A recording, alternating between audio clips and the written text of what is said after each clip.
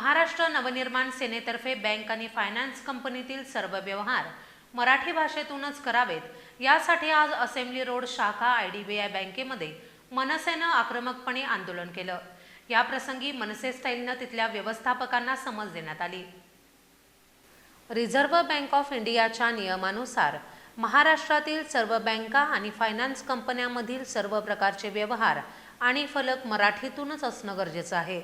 मात्र सर्व बँका आणि फायनान्स कंपन्या RBIचे नियम धाब्यावर बसवून जाणीवपूर्वक मराठी भाषा डावलून इंग्रजी भाषेला प्राधान्य देत असल्यानं महाराष्ट्र नवनिर्माण सेना कोल्हापूरतर्फे जिल्हाध्यक्ष राजू दिंडोरले आणि शहराध्यक्ष प्रसाद पाटील यांच्या नेतृत्वाखाली आज एल्गार आंदोलनाचा प्रारंभ करण्यात आला।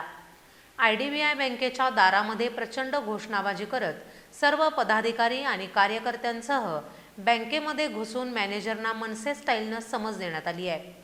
मनसे पदाधिकाऱ्यांच्या भीतीनं IDBI असेंब्ली रोड शाखा मॅनेजरनी मागच्या दारानं धूम ठोकली।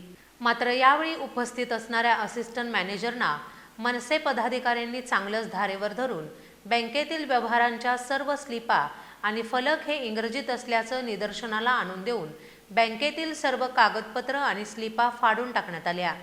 7 दिवसांमध्ये सर्व व्यवहार मर्यादित करण्याचं लेखी अभिवचन IDBIच्या असिस्टंट मॅनेजरनी यावेळी दिल्यानंतर मनसे पदाधिकाऱ्यांनी घोषणाबाजी करत पुन्हा 7 दिवसांनी येण्याचा इशारा दिलाय।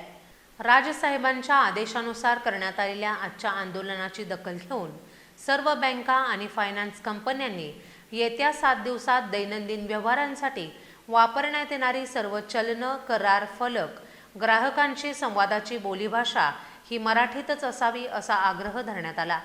येत्या 7 दिवसात जर का मागण्या मान्य केल्या नाहीत तर बँकेमध्ये घुसून मनसे स्टाईलनं खळखट्याक आंदोलन करण्यात येईल असा इशारा मनसे शहराध्यक्ष प्रसाद पाटील यांनी दिलाय।